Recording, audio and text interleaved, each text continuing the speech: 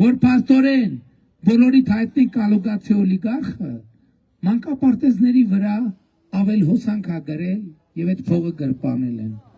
Զորամասերի վրա ավել հոսանք են գրել, այդ փողը գրպանել են։ Քաղաքացիների վրա ավել հոսանք են գրել, այդ փողը գրպանել են։ Եվ այն ինչ որ նրանք անվանում են բարեգործություն, նրանք բարեգործություն երբեք չեն արել,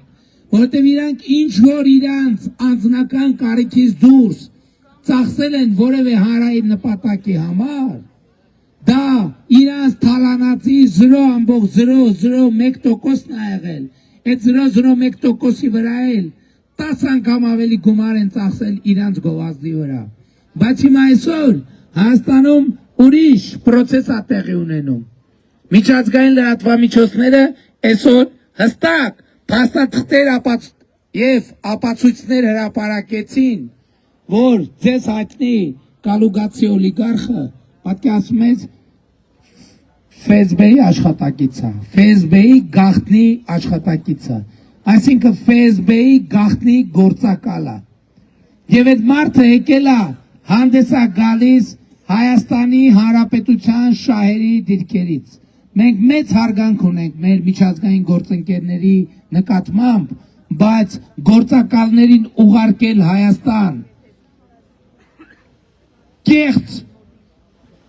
եւ գործակալական գործունեություն ծավալելու դա այդքան էլ գործընկերային չի։ Եվ ես համոզված եմ, որ Հայաստանի ժողովուրդը պետք է արձագանքի դրան, առավել եւս այսօր հակակոռուպցիոն կոմիտեն եւս մի ձայնագրություն հրապարակեց, որտեղ էլի խոսվում է ուժեղ Հայաստանի կուսակցության ընտրակաշառքներ բաժանելու process-ի մասին եւ երկու շատ հատկանշական բան։ Առաջին հատկանշական բանը, որ նրանք իբր մեծ այդ խոսակցություններով հանդես են գալիս իբր Ղարաբաղի մեր քույրերի եւ եղբայրների պաշտպանությամբ, իսկ իրանց մեջ երբ որ խոսում են Ղարաբաղի ժողովրդի մասին, վերջին հայհոյանքներն են տալիս Ղարաբաղի ժողովրդի հասցեին։ Հաջորդը, այդ մարդիկ քաղաքացիների հետ իրանց գործարքները, որ փող են տալիս ցուցակագրում են, զուգահեռ են տանում 1000 անգամ ներողություն եմ խնդրում, մարմնավաճառի հետ կնքած գործարքի հետ։ Այսինքն քաղաքացուն իրանք վերապահում են մարմնավաճառի կարգավիճակ, որ փողը տվել ենք, ինչ ուզենք կանենք եւ օգտագործում են լկտի անառակաբարո գործողություններ նկարագրող բառապաշար։ Եվ այս է իրականությունը։ Սա նրանք խոսում են մեր քաղաքացիների մասին, նրանք խոսում են մեր քույրերի եւ եղբայրների մասին, եւ այս անարգանքը, որ նրանք հասցնում են Հայաստանի Հանրապետության քաղաքացիներին,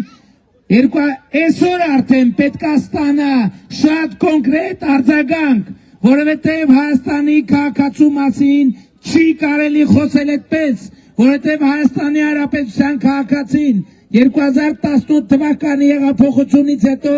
բարձրագույն իշխանություն եւ տնօրեն է Հայաստանի Հանրապետությունում եւ որևէ մեկը չի կարող քաղաքացու մասին խոսել այդպես։